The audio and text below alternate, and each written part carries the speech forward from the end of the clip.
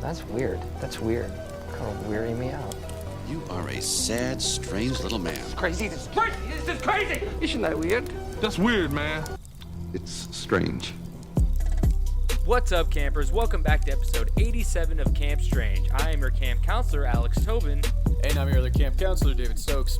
And we're back to bring the spooky, wacky, weird, strange, and mummified? Ooh. And before we get into any of these longer stories that we have for you today, we like to catch you up on any of the weird news you may have missed. And I actually have had some help from my research assistant, who is just Katie, my girlfriend. Yes, I have a girlfriend. Okay. Fuck you. No, she sent me this, and it has to do with, did we do a story on Loch Ness Monster? You did a story on the Loch Ness Monster. You know, I'm not sure if I did. Because I know I've done things similar. I don't know if I did one strictly on just the Loch Ness, because I mean, it's a pretty well-known story, so sometimes we try to stay away from those. But I'm not sure. Did I do a full thing? I think you did. I'm losing my mind. I don't know. I know. But anyway, don't worry, because Nessie's back as Loch Ness Monster Watcher catches mysterious shape emerging from water on camera. So this kind of goes back to say, you know, everyone's one of the talking points that everybody says right now when they're looking for the silver lining is the dolphins came back to the Venice canals. The dolphins are back. I'm like, were the dolphins ever there? I don't know. I guess they used to be, huh? Dolphins have been everywhere. Let's get that straight. But this guy, 55-year-old, oh my God, his name's Ion Ofado. Wait. I'm sorry? Wait. You want to try that again? I didn't have a stroke. His name is, he's Irish hospital clerk, Ion O'Faudohagen. All right. He's Scottish. I don't, that's a Scottish name, obviously.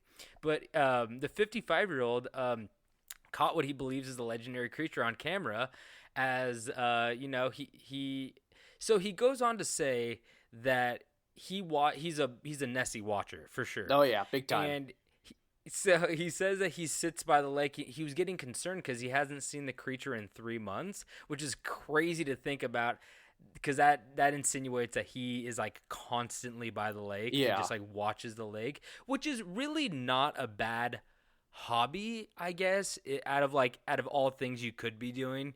Like, obviously you're looking for a monster in a lake, which seems like a big waste of time if like you're like that's not real, that doesn't exist, it never shows up. But like you're still by a beautiful lake, right? Or a loch. Yeah, he could say. be in a dark basement sitting on a mattress with no sheets, smoking meth.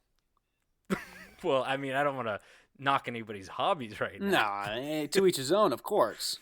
If you do that, then you find the leprechauns, That's all true. the little gnomes and goblins. And only money comes with that. But, yeah, so he said he was getting concerned. He thought Nessie actually went into quarantine.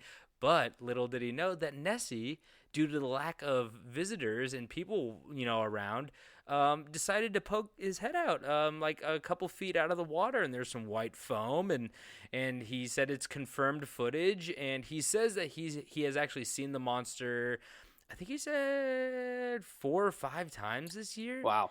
And this year like, hasn't been going glimpses. very long. Well, I don't think it's necessarily this year. I think it's more of like Within the year. It's probably last year. Yeah, exactly. But yeah. So I mean, he's obviously an avid watcher and everything. But I mean, good for him. He's getting a little walking in there. I've been trying to walk a little bit more, so he's just taking walks around the lake and he's spotting them. He's spotting Nessie, and to each their own. Good for him. Mean, I'm on my mattress smoking meth, but hey. Yeah. So, is that the end of your story there? Yeah. So that's the end of my story. Before I get into any news stories, I want to cover something that was actually sent to me. And Okay. So one of my sister's friends from college, one of her old roommates, received a voicemail, and my sister sent it to me because it was pretty funny. So I'm going to play the voicemail for you guys because I think it's too good just to ignore.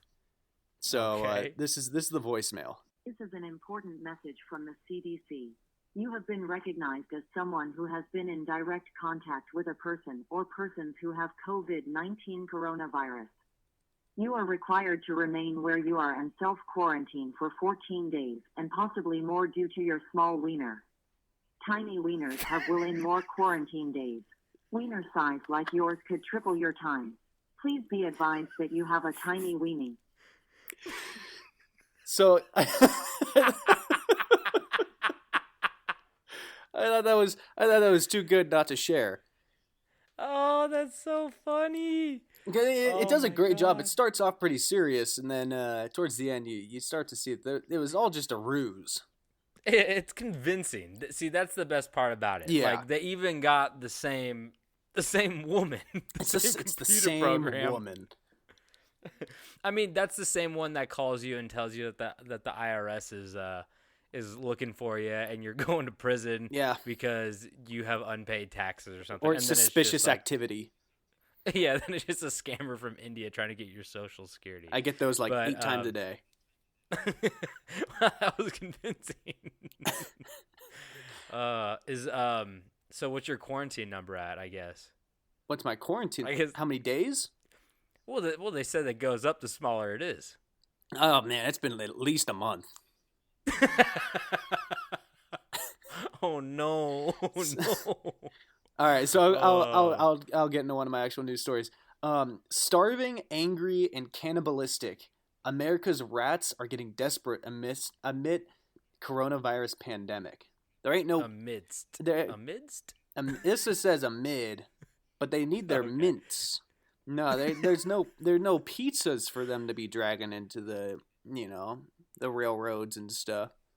No, those are turtles, and they live under the subway system. Oh, that's they right. drag the pizzas down. And they practice their karate. But yeah, I mean, I was kind of thinking about that yesterday because we spoke about the monkeys in like Thailand that are like running rampant through the streets looking for tourists because the tourists like feed them or they steal their sweet Oakleys and stuff like that. But yeah, I mean, the rats too probably are just like, hey, anybody dropping any shit soon? Because Big Rat Daddy hungry down here. Yeah, I know. What are they gonna eat? There's no trash for them anymore. So are they? Did you say they're becoming cannibalistic? Yeah, they're fucking eating each other. Oh no, that's really bad. Yeah, you can say that. I got a quick. It was either them eating each other or me eating them. So True. Hey, How many news stories do you have today, by the way? I just have one more, and I think it's really interesting, honestly. Okay, well, hold on. I'm gonna do another quick one right now because I've got 3 more. Okay. So is it rat related? This one is not. Bodybuilder postpones wedding to love doll amid COVID-19 outbreak. Why would you postpone that? Love is love. You don't need. No one else wants to go to that wedding. I take that back. I want to go there with a camera, and I want to watch that. Well, I mean, I want to share it. At the end of the day, it's what you're supposed to, like the biggest group you're supposed to be in is 2. So I mean, you could potentially, I don't think he would admit it, but he could get married to her if it was just him and the ordain or whatever. Yeah, I mean, technically, she's not a person. No disrespect, of course, but does COVID does the virus stay on plastic more? Oh wait, it does. What kind of doll we talking here? What kind of doll we talking? Oh, this is one of the big money ones. Oh, okay, so we're talking high end, good material. Oh yeah, like not just some balloon with a hole in it. No. Okay. This isn't a pumpkin with a hole drilled in it. This is the real deal. This is a doll you want to bring home to mom. Yeah. Okay, cool. Well, I mean, hey, you know what? Everybody deserves their day, and if you can't bring all your other doll friends, then why even have the wedding? I say wait a little bit longer. You're gonna be spending the rest of your life. It's just a title. Just wait a little bit longer. If there's if there's one thing it's about this podcast is that we love our doll marriages. That's for sure. Oh, that was a long time ago with the doll marriage. Yeah. That lady married a zombie child doll. Yeah, that's two roads I wouldn't cross. At least 3, I guess. And then all of her zombie doll friends showed up. So I mean, take notes. do a little bit of research into her, see how she planned out her wedding, and execute it right. So, but I got another story for you. As man forced to quarantine in ghost town with gruesome past. So this is really crazy. As this guy Brent Underwood, who's a 32-year-old marketer, he spent $1.4 million on a ghost town out in the middle of California. Yeah. What's it called? It's called Cerro Gordo, which was a former silver mining town. Okay. And apparently there is a murderous history there. But he bought it back in 2018. I don't know why you would buy that, but if you got $1.4 million, like, of course you're probably going to buy a ghost town, right? Like, what else do you do with money? Yeah, I don't know. I've been trying to figure it out myself.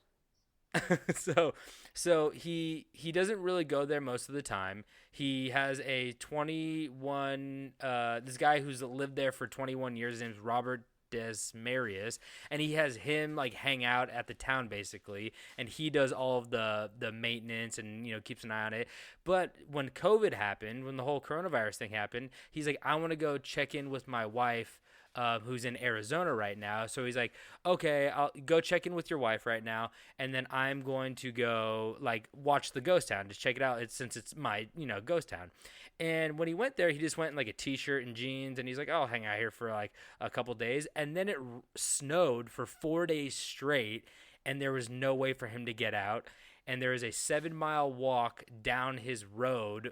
And then there's like another couple miles to the nearest town, which doesn't have a grocery store. And he says he's stuck in like under 5 feet of snow. It snowed in California? Well, I don't know where Cerro Gordo is, but that might just be like the name of the town. But it's out like in the high desert or like the mountains, I guess. And he said like it's probably more towards Nevada. It's probably pretty close to Nevada. You know what I mean? Yeah. And he said the closest grocery store is 26 miles away. So he apparently has been stuck there. He's been melting snow for water. And he's out of bread and vegetables, but he still has enough rice and canned tuna to get him through the snow thaws. But like I said, this is a murderous ghost town, or a ghost town with a murderous past. And there's 22 buildings in the town. And he said that it's been on ghost adventures. And he apparently, since he's trapped there, he stays in one room that's, I guess, the nicest room on the lot, and he said it's the children's room, the ex-children's room. Oh yeah, and that's and not haunted. He says I've yet to see them, but spooky things do keep happening. I guess curtains are moving. He keeps hearing things at night. There'll be like no draft in the room, and something will drop on the floor from like a shelf. He says a light in the bunkhouse keeps turning on. And this is kind of weird. His wallet recently disappeared for 2 days, only to reappear in the town hotel. So he was like, he never like goes in that building.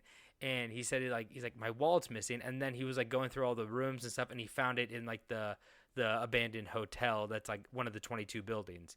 And he says he is getting a bit freaked out and stuff, but that he says the spirits seem peaceful, and for the most part he leaves them alone, they leave him alone, and he just tries to respect their space. So he says he's just eating tuna and rice until all this blows over, and when he could get back to being quarantined in a normal house with no ghost children, I guess. So yeah.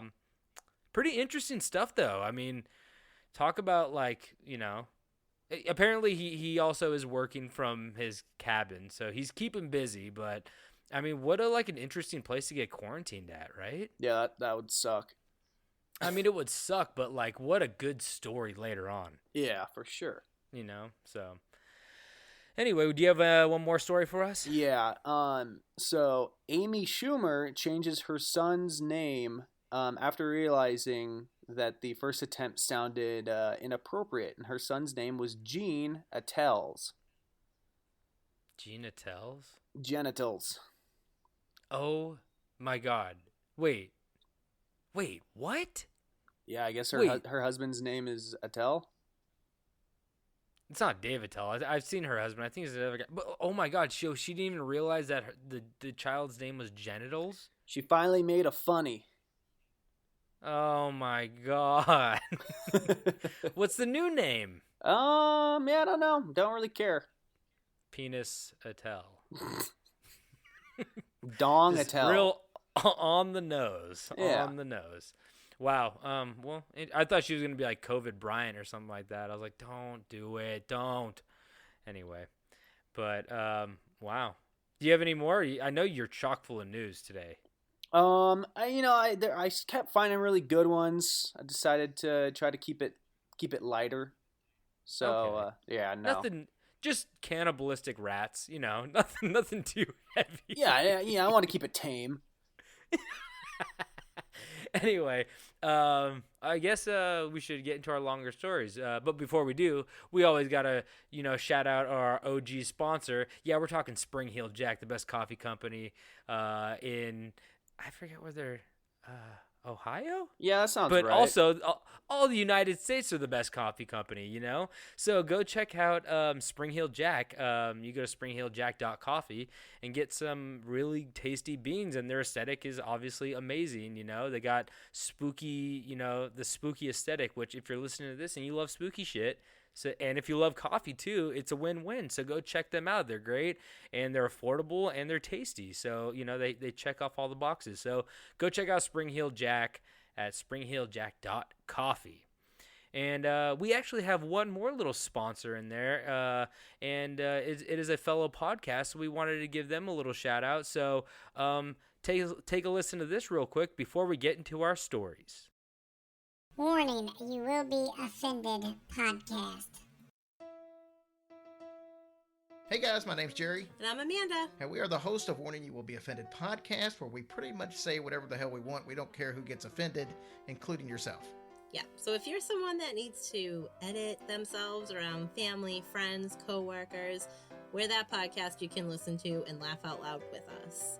And we like to discuss a little bit of everything, a lot of fun stories that are going on in the news, a lot of stupid criminal stuff, and we do the fun fact of the week. Amanda, do you have a fun fact that you can share with us right now? Approximately half of Australia's koala population has a strand of chlamydia. While different to the strand that affects humans, if a koala urinates on a person, there's a chance you can get an infection. So that is absolutely incredible, and that's what you get if you listen to our podcast every week. So don't be afraid.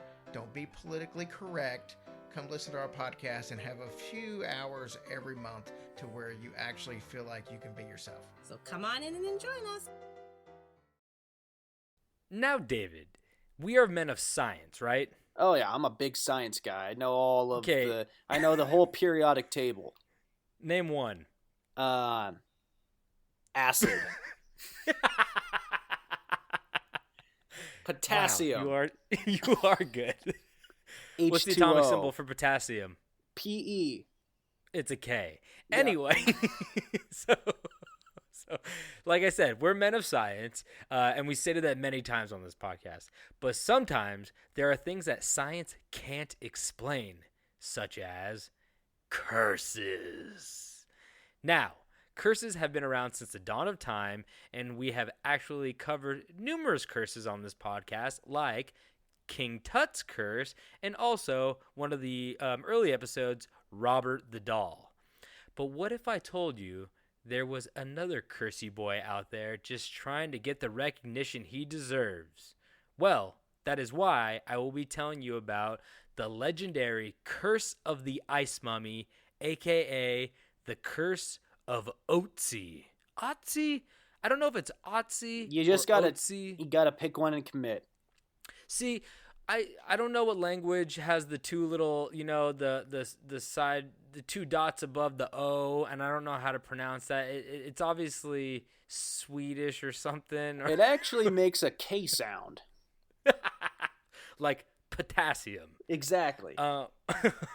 But I'm just going to go for Ötzi. So, on September 19th of 1991, on the snowy mountaintops of Italy's Ötztal Alps, on the border of Italy and Austria, two German hikers, Helmut and Erika Simon, were walking off the path between two mountain passes when they discovered what they thought was a recently deceased hiker. Can we talk about how great the name Helmut is? That's a great name. That sounds like a Norwegian god. Yeah, I don't know if he's Italian or Austrian. I'm going to go ahead and say Austrian. It sounds like a very Austrian name, but like you could just tell this guy, you want this guy teaching your kid how to ride a bike because he's No one Helmut. teaches my son how to ride a bike but me, god damn it.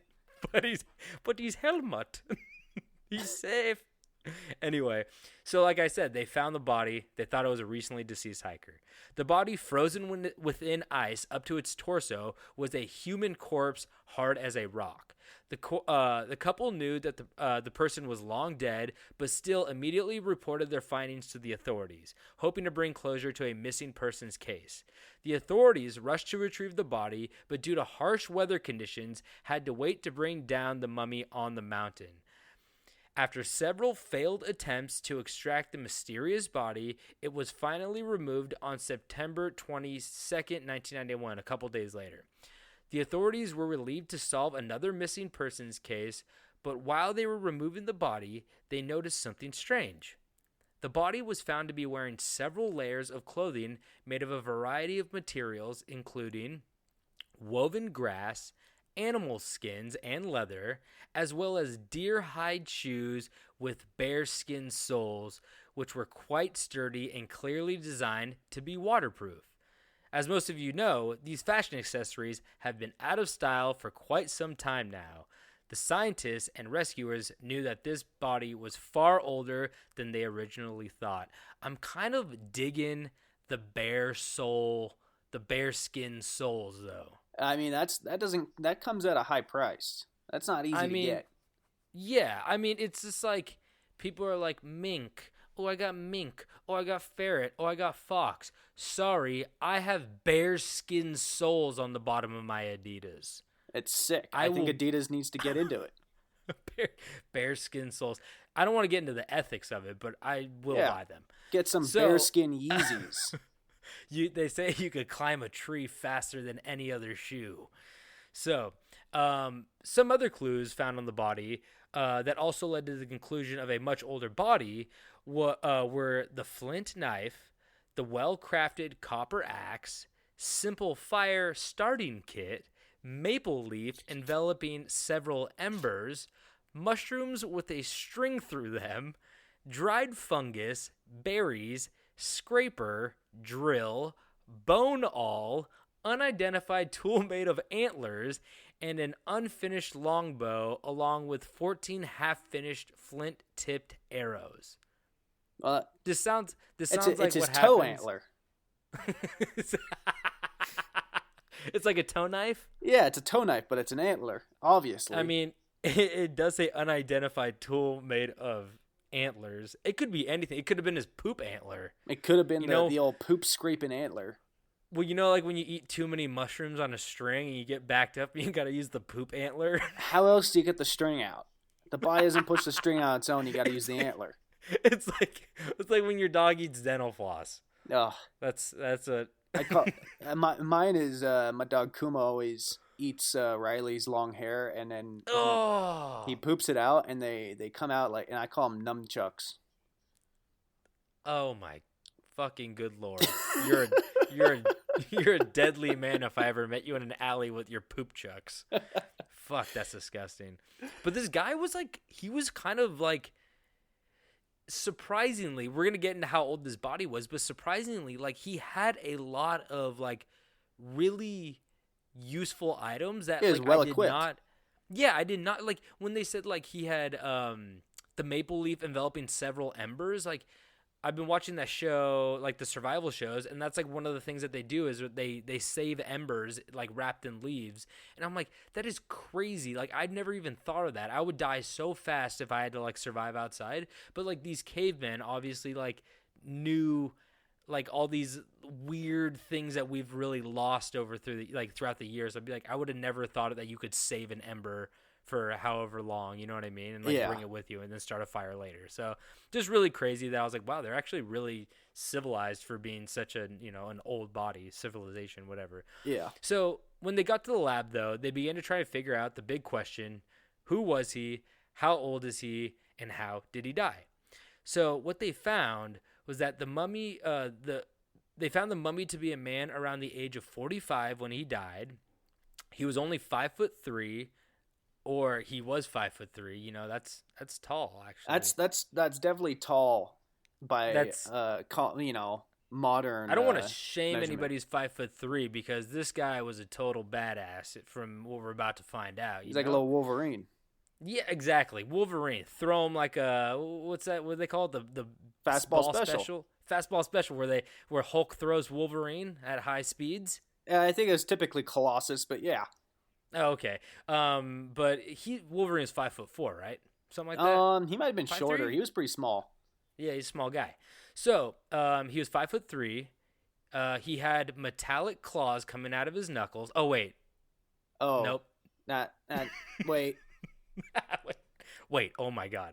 No, so he weighed approximately 110 pounds at the time of death. Now he weighed about 30 pounds, since he was a sausage casing full of bones at this point. Yeah. They also found that he had lived between 3,359 and 3,105 BCE, making him over 5,000 years old and the oldest known preserved specimen of a human in Europe.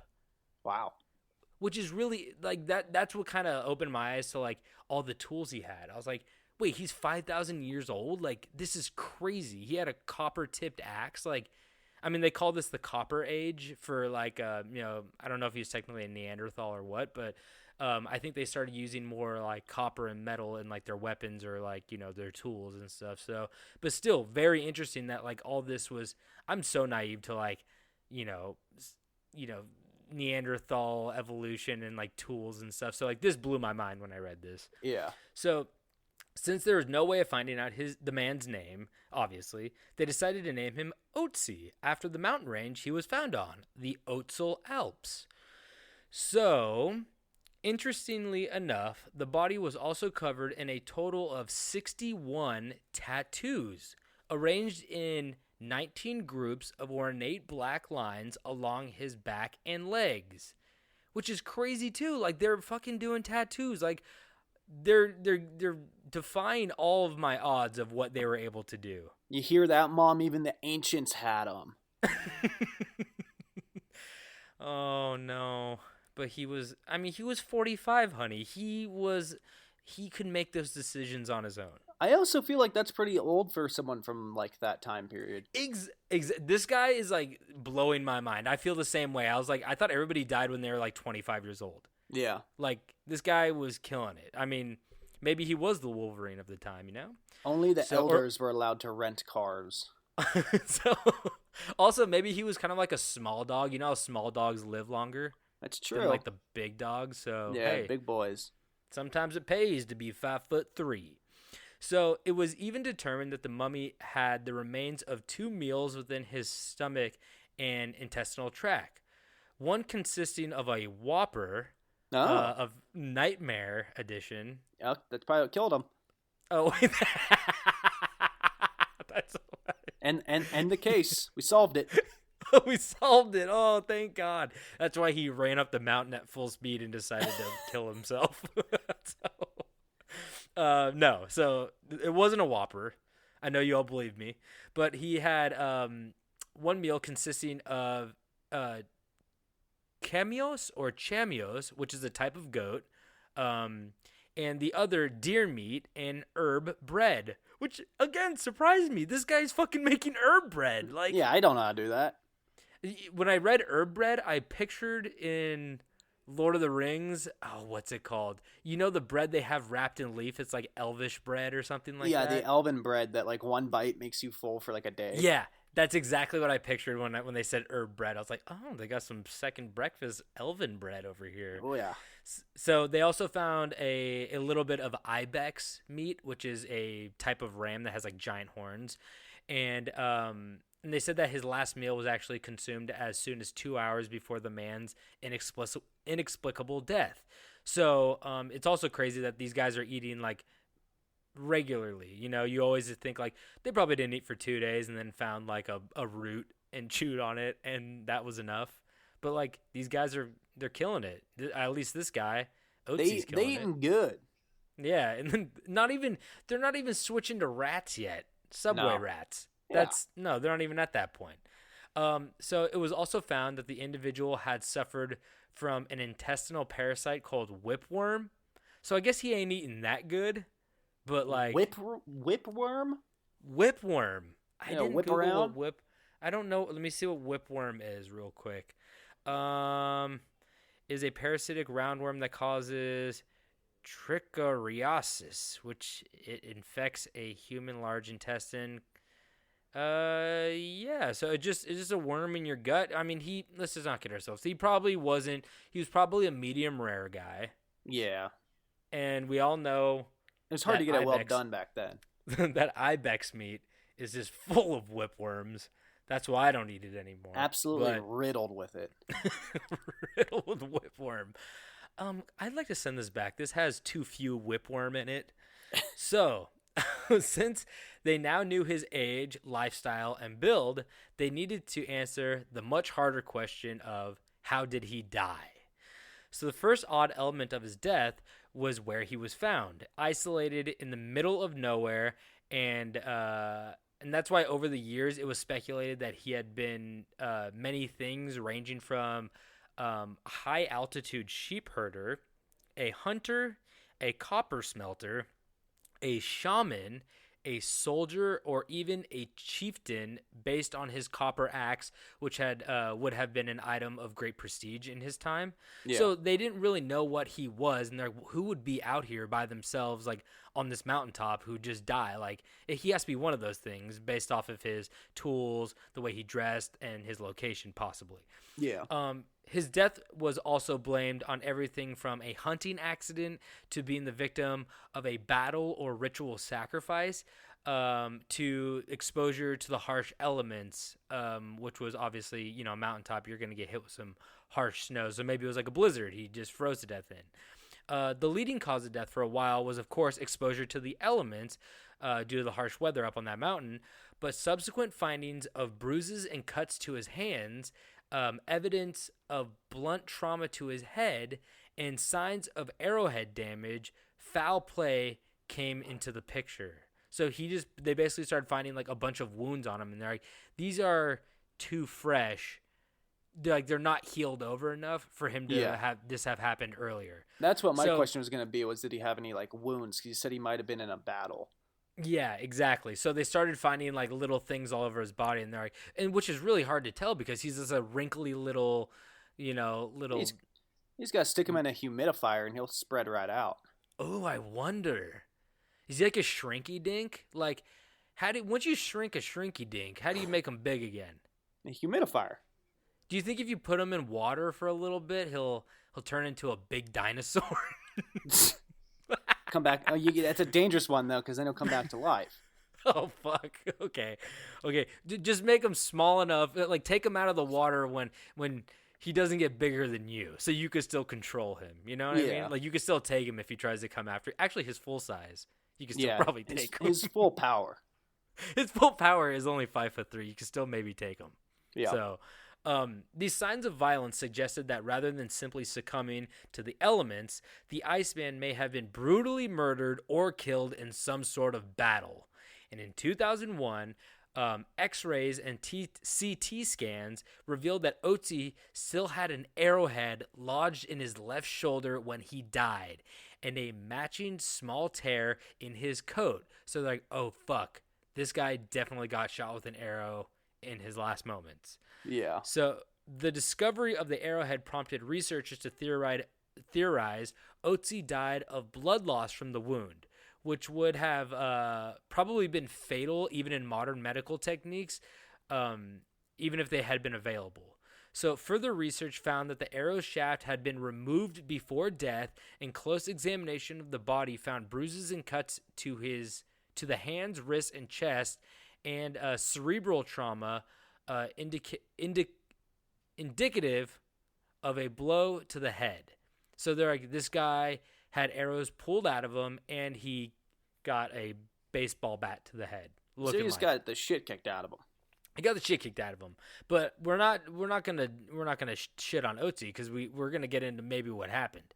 So one of the cuts was to the base of his thumb that reached down to the bone, that had no time to heal before his death. So, like I said, some of these wounds weren't like you could see if they had healed at all, and you're like, oh no, these happened at the time of his death because his body just shut down after he got cut through the thumb. So they're like this happened. He got attacked in some sort of way. So currently, it is believed that Ötzi bled to death after the arrow shattered the scapula, which is the chicken bone back here in your back. Oh, yeah. The little wing you got back there. So he took an arrow to the back, and it damaged nerves and blood vessels before lodging near his lung. So he might have, died from, asphyxia or blood loss. They're not 100% sure, but he got hit with that arrow right in the right spot. So more recent DNA analysis claim that they revealed traces of blood from at least 4 other people on his gear. Oh, damn. So one was on his knife, 2 from a single arrowhead, and a 4th from his coat. And what they interpreted, the interpretations of these findings were that Ötzi killed 2 people with the same arrow and was able to retrieve it on both occasions. And the blood on his coat was they believe that it was from a wounded comrade he may have carried over his back. So, honestly, Ötzi's fucking awesome. Kind of a badass motherfucker. Yeah, he wasn't running away. He was like in a battle with these 2 other dudes or something like that. And he shot one guy with the arrow, went over, yeeted it out of his chest, shot it in another guy. Because, arrows, like, I think he had 14 half finished. So, like, they're few and far between to come by. So, yeah. And then he was also saving his buddies, which is, like, commendable in itself. Maybe he got shot in the back while he was saving his buddy. So, yeah. He's a hero in my book, honestly. Absolutely. So Ötzi's strange posture in death. So he was found face down and his left arm bent over his chest. He kind of looked like he's Yulin from a Soldier Boy. You know what I mean? Yeah. I think he became a meme actually. You ever seen like this guy died Yulin from a Soldier Boy? You ever seen that meme? I don't think so. Oh well, I've seen it before and I was like, oh fuck, that's the same guy. So I've seen Ötzi before. I didn't even know it. So his strange posture in death could support a theory that before death occurred and rigor mortis set in, the Iceman was turned onto his stomach in the effort to remove the arrow shaft. So somebody pulled the arrow back out of him as well after it went to his scapula. But they didn't find the one in his shoulder. So, but like I said, the body is associated with much more than one death, as many believe that 7 other scientists, hikers, and researchers who died shortly after are due to the curse of Ötzi. Because as most of us know, when someone dies a violent or unjust death, sometimes the vengeful spirit sticks around.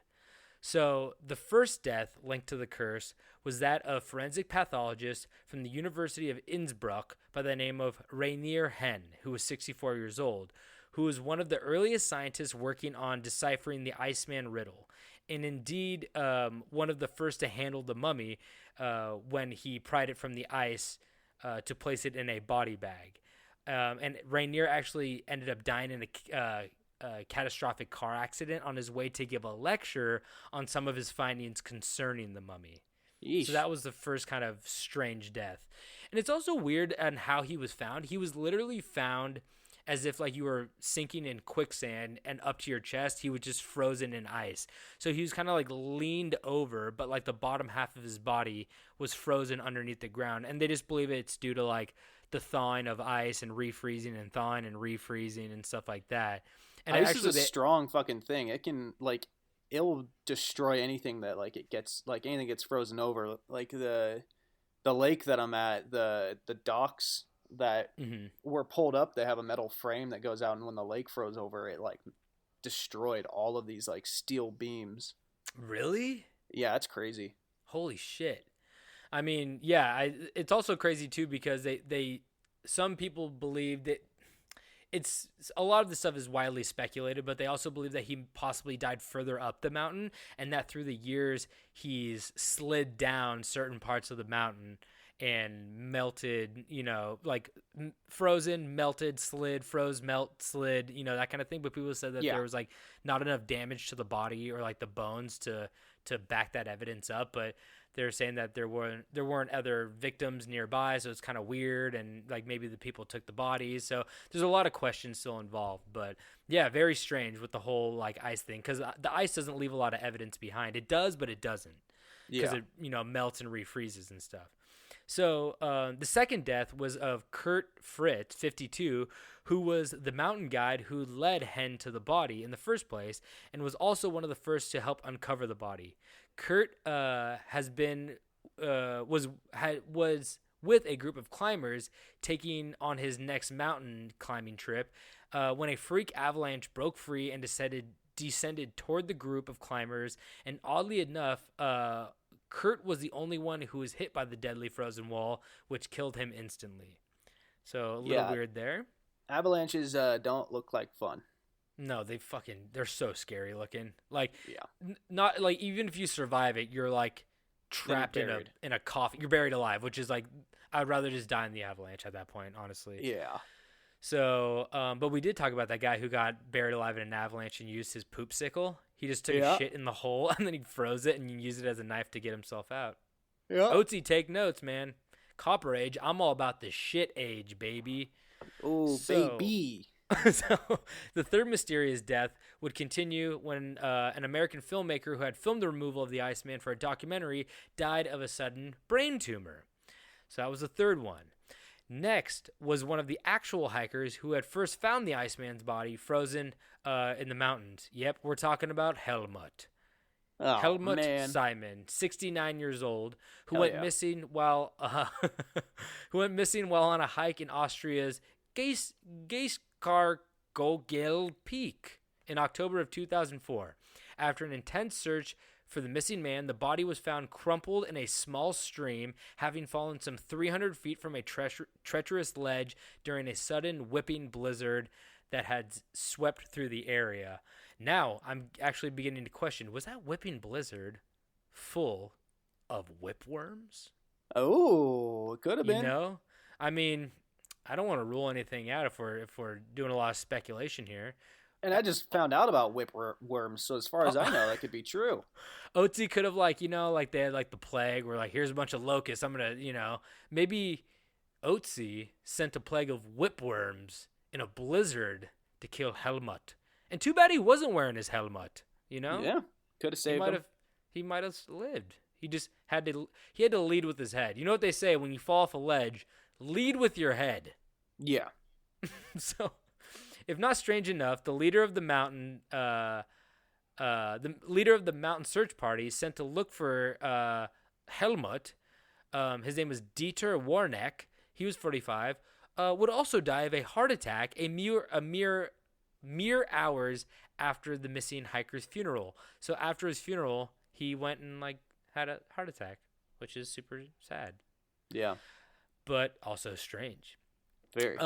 This was followed by the death of Conrad Spindler, 55, who had also been one of the first scientists to examine the Iceman, who died of complications connected to multiple sclerosis. So that was number 6. But number 7, the final and perhaps the strangest of the deaths linked to the Iceman curse, was that of American-born molecular archaeologist Tom Loy, who was 63, who was instrumental in uncovering some important information on the Iceman. Loy had discovered 4 different types of blood on both the Iceman's clothing and weapons, which was instrumental in pushing forward the theory that he had met his demise in a violent confrontation. Like I said, he's the one who gave Ötzi a little bit more rep, He's like, this guy didn't get shot in the back. This guy went out in a blaze of glory, popping people with his fucking arrows and carrying and saving Private Ryan, and he's a hero. He made him a hero. Oh yeah. So Loy was actually, this is kind of weird. Like I said, he discovered the 4 different blood types, and Loy was diagnosed with a rare hereditary blood condition shortly after his involvement with the Iceman, which he would battle for years before finally succumbing. And you think Ötzi would actually cut him some slack because he made him, look good, but he probably didn't like him picking and prodding at his little leather-bound skin, Little beef jerky boy. Maybe he was just maybe he sampled the blood the wrong way. Maybe he was tasting it. Was his name Ötzi or Jack? Jack Lynx. Oh, you're on something Ooh. there. You know what's weird? For a beef jerky company, they always use Bigfoot, but they never use a mummy, which would be a lot more appropriate. Yeah, I don't think that's a good thing to think about while you're eating a slab of beef jerky. Somebody's like, I'm hungry, and then the mummy walks up and just like tears a strip of flesh off, and he's like, here you go. That's cool, though. Ancient seasoning. So interestingly enough, throughout this ordeal, Loy was well aware of the curse, which was said to have been linked to the mummy, yet he had always told his colleagues that he did not believe in such things and that it was all pure wild superstition, often simply stating people die. So he was like kind of like, you know what, I think people just die. And to be completely fair, there were a lot more people involved in this, archaeological, scientific research, and they're still alive or they lived much longer. So it was really just the 7, but like the 7 were people that were close to it, and it is a little strange, to be completely honest. And oh yeah, there's no doubt about the fact that these people did die in kind of strange ways overall.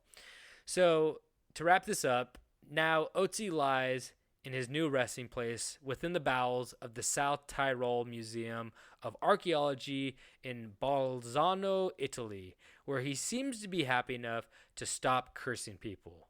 But if one day we ever find Nick Cage dead in his mansion with an Ötzi body lying next to him, then we will not only know that the curse is real, but those tattoos on his back and legs are actually a map to find, no, not the Declaration of Independence, but Bush's original baked beans recipe. That recipe died with Duke. No, don't you say that? No, it's still out there. We need to find it, and I'm concerned. No, they shut down the company. The company's done. Shut up. No, it's not. Oh, I thought you. I fucking believed you. Fuck. But now I'm thinking maybe it's even a map to get out of the prison. You guys, any Prison Break fans out there? Ötzi has all these tattoos on his back. I just put two and two together. Is that what that show is about? Yeah, well, there's a part where like the whole show's about his brother's wrongly imprisoned, and then the younger brother goes in with like a giant tattoo all over his body, and then they're like, "Why do you have this big tattoo? You didn't have that." And he's like, "It's a map to get out of here." And they're like, "Oh," so you never know, or it's just the map to the Declaration of Independence. Yeah, that's true. So that's the story of Ötzi, and I'm just glad I was able to share it with you guys. Yeah, no, good, great stuff right there. I looked up the mummy, and now I definitely recognize it. Yeah, he's the soldier boy. Yeah, sure. And he is a soldier boy. He was. Oh, I'm so sick of Soldier Boy saying that people ripped him off. We already know where he fucking ripped his song off of. Ötzi was the original Soldier Boy. Tell him. He had the glasses and everything. Yeah, the glasses with the white writing on it that says Soldier Boy. Yeah, that you could make from a dollar store. God, fashion was fucked up back then. Yeah, it was. I mean, it probably still is today. We'll look back in 10 years and be like, what the fuck? Anyway, so that's my story of Ötzi, the Curse of Ötzi, the Curse of the Ice Mummy. That's it. All right. So it's been a while since I'd done a little list, so I decided why the hell not. It's been a while. So this list is a nice little collection of some nasty little creatures that are found around the world. Ooh, you got a list. See, I thought I was the list guy. I've done a few lists. You have done a few lists. I'm always down for a list. Lists not break up the the longer stories, bro. You like a little speed round every once in a while. Yeah. So I'm going to start this one off with maybe a different classification of the other nasties that we were going to talk about. Now, Tobin, do you know what a cowbird is? A cow, like C-O-W or C-A-L, cowbird? C-O-W, bird. Oh, a cowbird. No, but I'm thinking of like Cow and Chicken now. Remember that show? Cow and Chicken? Yeah, I do. Now you said that, I was thinking Cat Dog, but yeah. They're in the same vein. No, they're both on Cartoon Network. What was on Nickelodeon? They're pretty similar though. The characters were basically the same, except for one was attached to the hip. literally. Yeah, there's some weird shit going on in Cow and Chicken though, like some weirdly overtly sexual things. I think with like the udder and stuff like that. It was like kind of like a Ren. It was like a Ren and Stimpy kind of thing going on. Yeah. So but no, I don't know Cowbird. The cowbird is well known for being a really shitty parent, just about the worst parent you can imagine, and that is because it is what you call a brood parasite. Now, what is a brood parasite, you may ask? A brood parasite is an organism that rely on others to raise their young. It's typically a tactic used by various fish, insects, and birds. And so I'm focusing on just the cowbird right now. And the way it basically works is they will lay an egg. Well, it works with egg-laying creatures. What the fuck? And that's because, much like the cowbird, they do a little reverse B&E, laying their own eggs in a nest that belongs to another animal for them to keep warm and safe until the time comes from the hatch. So wait, the cowbird is a parasite. No, it's got the term brood parasite.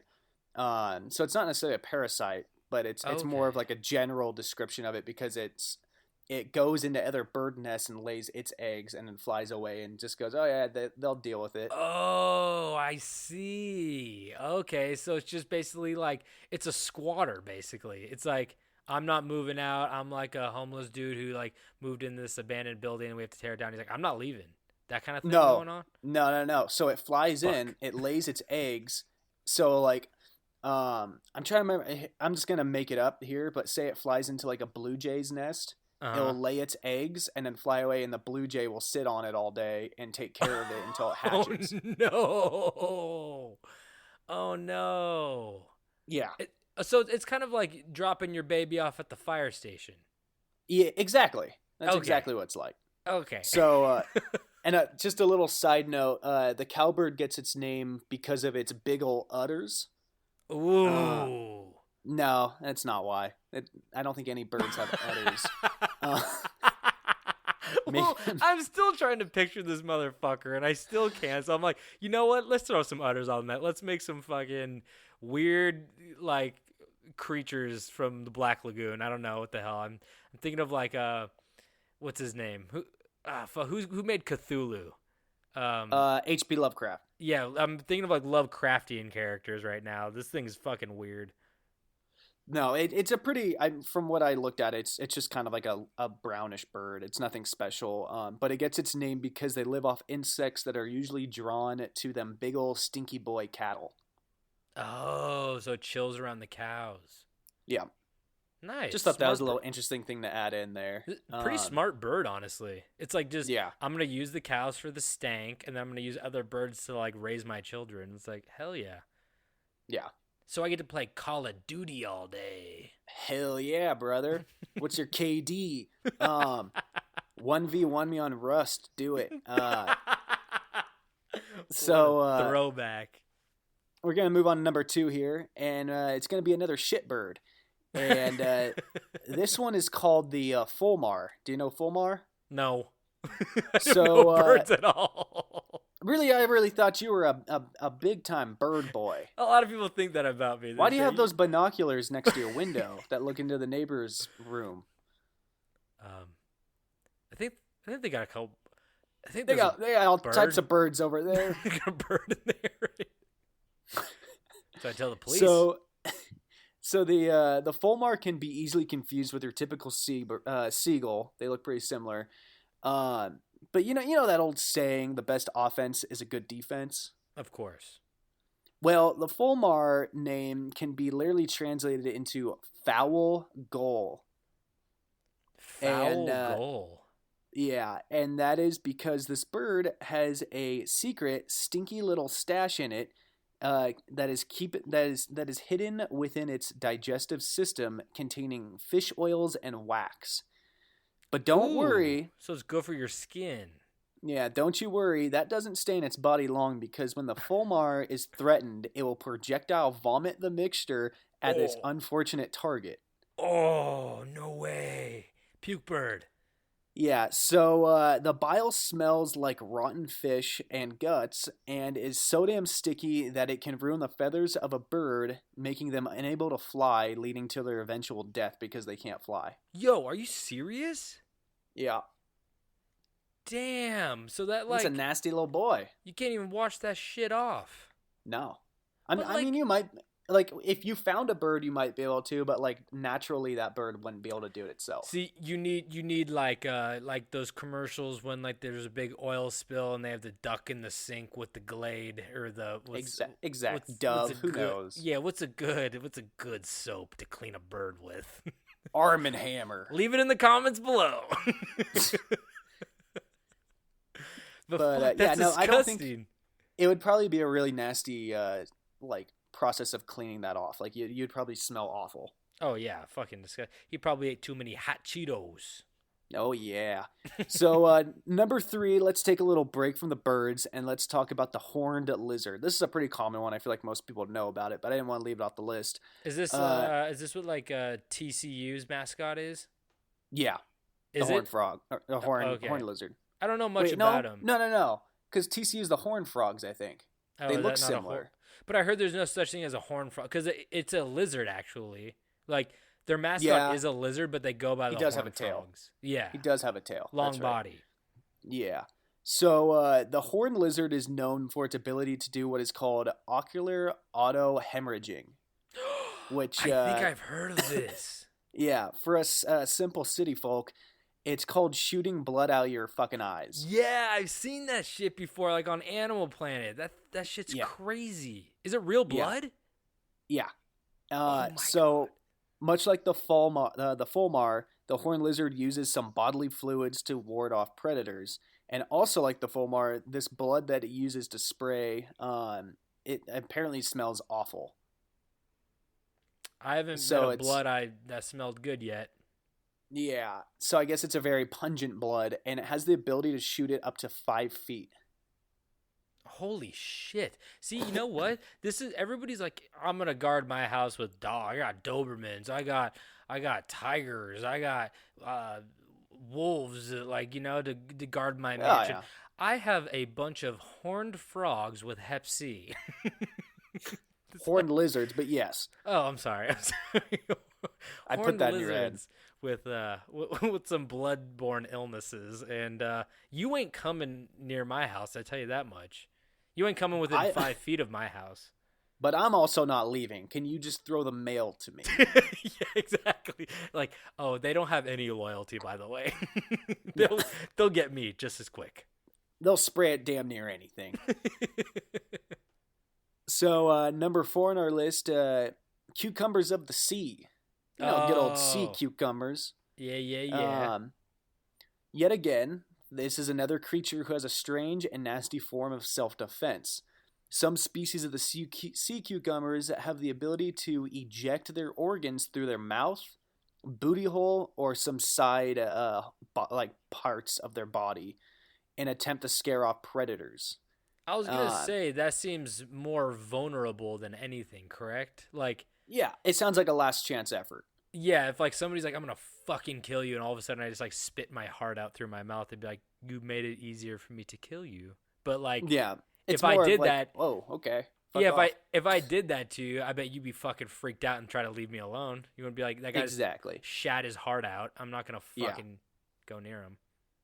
But yeah, it's also been studied that the sea cucumber will do it just for damn near no reason at all besides the fact that they can do it. So sometimes they just fucking do it.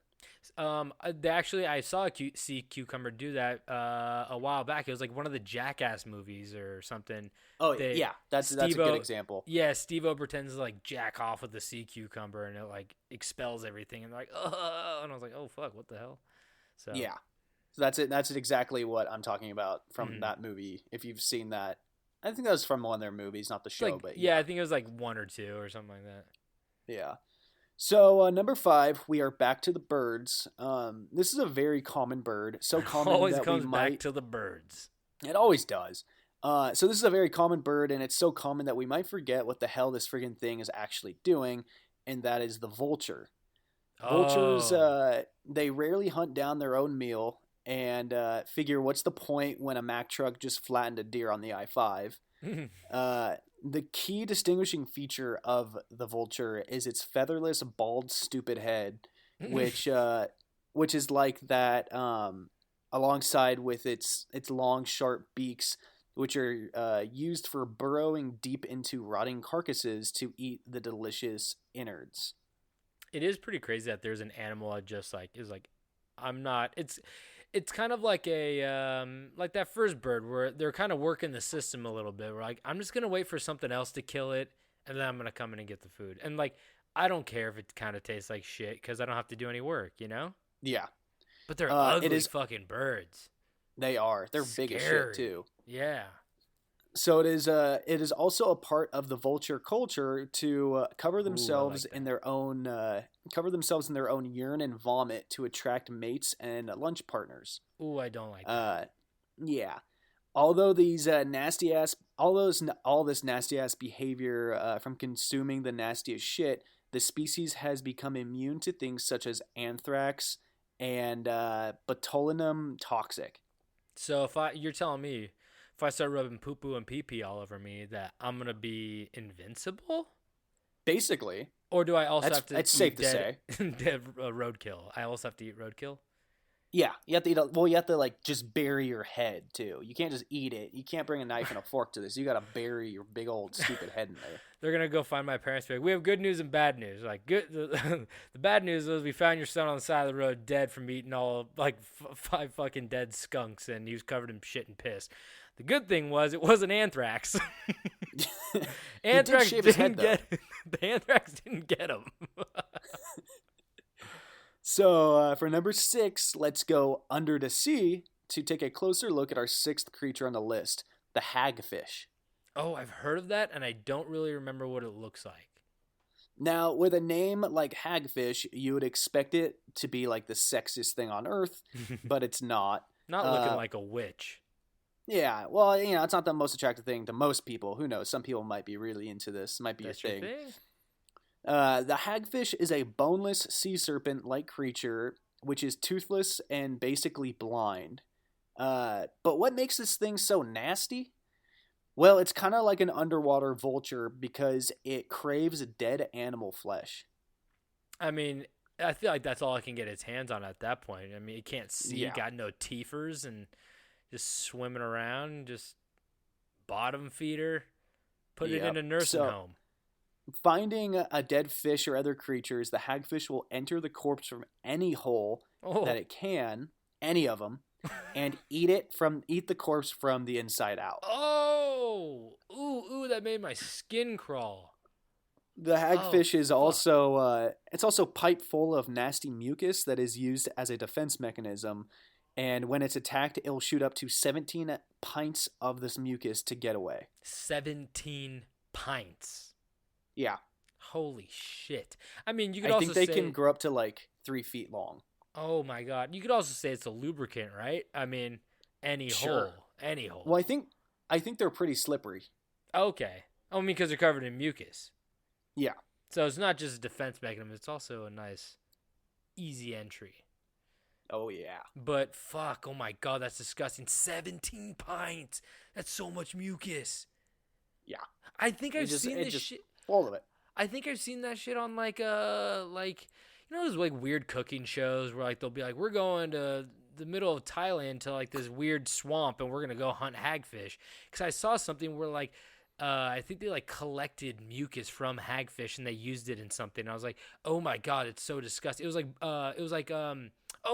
wasn't a cooking show. It was Dirty Jobs, I think, with Mike Rowe. Sounds right. Yeah, he's a fucking dirty boy. Disgusting. Oh my god. So we're gonna move on to number 7, and what's everybody's favorite little cuddly guy from the outback? That's right, koalas. Yeah.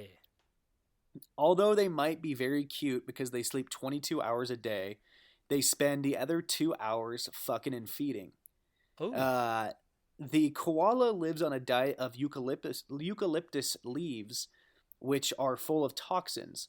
But the koala's digestive system contains a special bacteria that detoxifies the leaves.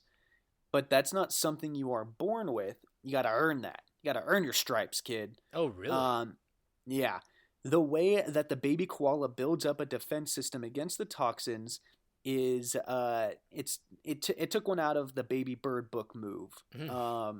The mother will puke up the detoxified leaves for the baby to eat, but it doesn't stop there, and the koalas aren't getting off that easy. Now, Tobin, I've said the koalas spend the 2 hours awake eating and doing what? Fucking. Now, I'm not sure if there are little Jimmy hats for the koala or they're just stubborn, but the koala are well known for their widespread contraction of chlamydia. Oh, that's what it was. I thought it was syphilis. I think we've said they had syphilis and we were wrong. Yeah, it's chlamydia. Oh, man. And it's showed that in some areas, 100% of the koala population tested positive for the sexually transmitted infection. Oh, my God. It's like a wildfire for them. Like it's everywhere. Can you cure that? Or does that kill them? Like, does it affect them the same way it affects us? Well, the illness is very dangerous for the koala because it can lead to blindness, severe bladder inflammation, infertility, and death. Oh, man. That's crazy. Yeah. And the situation gets worse when the koalas are attempted to be treated for the illness because it could create further problems with disturbing their gut microbes, making their one food choice toxic to them again. Oh, so the medicine would reverse their ability to eat the eucalyptus. We're in a real pickle, aren't we? It's a real catch-22. I mean, I'm always curious on how like the syphilis started, right? Chlamydia. Fuck, I keep calling it syphilis. Jesus Christ. Yeah. How did the chlamydia start in the community? You know what I mean? It's like, yeah. Ronald Reagan. Yeah. Maybe. I would name any Australian politician if I knew one. I swear. Yeah. But fuck me, that sucks. So we're gonna move to number 8. And now there's been a little talk of piss so far in this story, and I think we need a little bit more. So let's talk about one of the biggest piss boys there is on the planet. And that is the tar. It's Tahr. So I think it's just tar. Tar. Yeah, tar. So the tar is an animal closely related to the mountain goat, living in the hills of the southern Indian mountain region. When you said mountain goat, I could already smell stinky piss. Big piss boys. I feel like mountain goats are the poster child for stinky piss boys. Oh, they love it. What was it? What movie was it? Beer Fest, when they drink goat piss so they can drink beer faster? Oh my God, it totally was. Yeah. We covering a lot of goats here. I was like bringing up like ibexes and shit like that. I know. It's kind of weird. I know. I was kind of get excited when we were talking about them. So during the mating season, the female tar have one way of showing a male that she's feeling frisky, and that's by just pissing all over that little piss boy. Now it goes. The question needs to be asked: like, whose fetish is this? Is it the stinky little piss boys, or is it the piss queen? You know what I mean? I mean, that's just the classic. Which came first, the boy or the egg? The piss boy or the piss queen? Fuck, interesting. I mean, obviously, this is a dominatrix type thing we got going on right here, right? She's like, you they're worthless freaky up piss in those boy, hills. and he's like, oh, I'm worthless. Pee on me. Jesus. What? No, it's normal. It's not normal.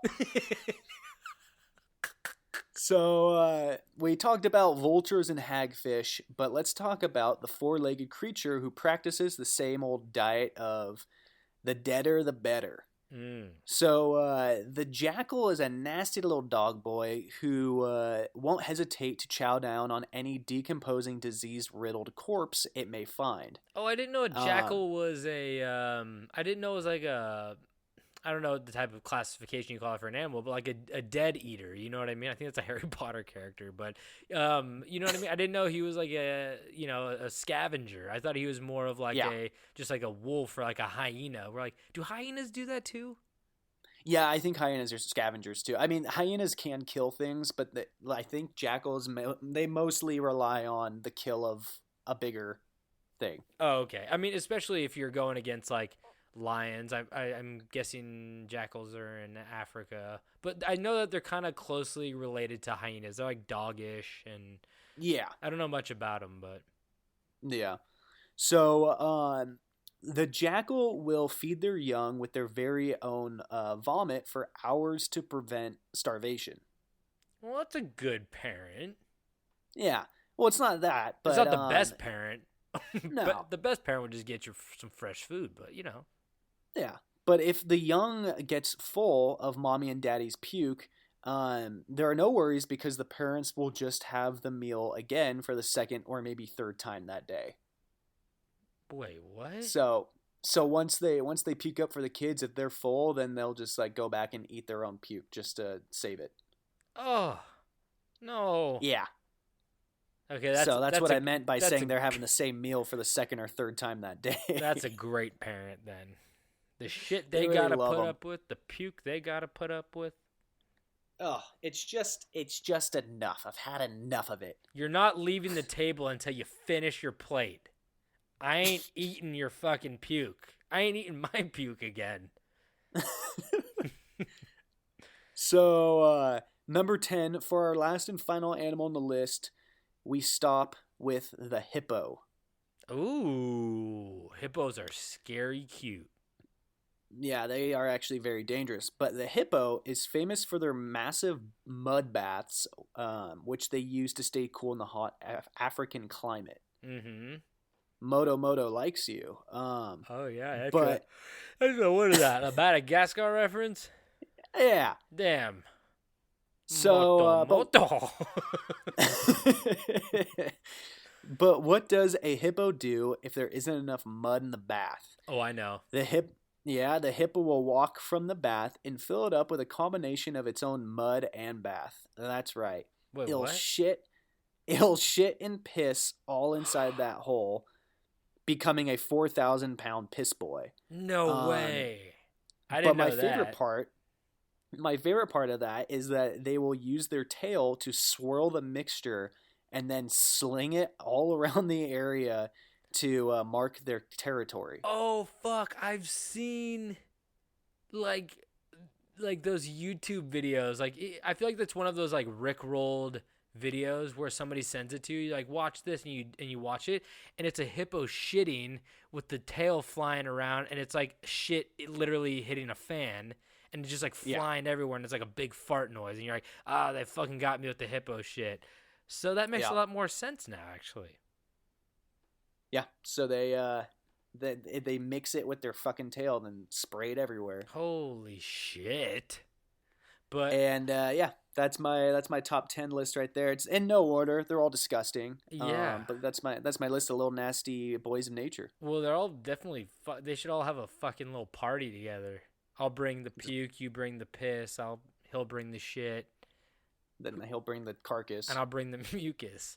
Yeah.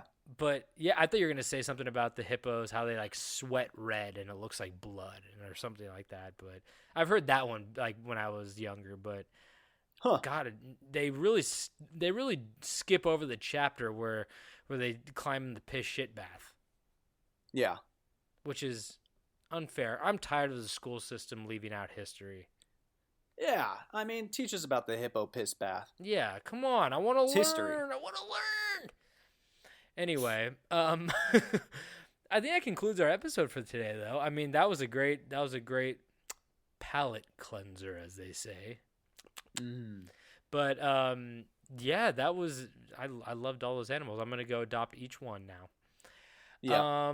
Well, thank you guys for listening to this episode. And if you guys want any more information, go to campstrange.com. Go check it out. We have all the hyperlinks there, for Instagram, Facebook, Twitter. We're most active on Instagram, so go check it out. If you guys want any merch, you go to the merch shop. We got some mugs and shirts. I mean, if you guys want to rate, review, or subscribe, we would love that as well. Who doesn't? And if you guys want to contact us, you can send us an email at campstrangepodcast@gmail.com, and we will respond.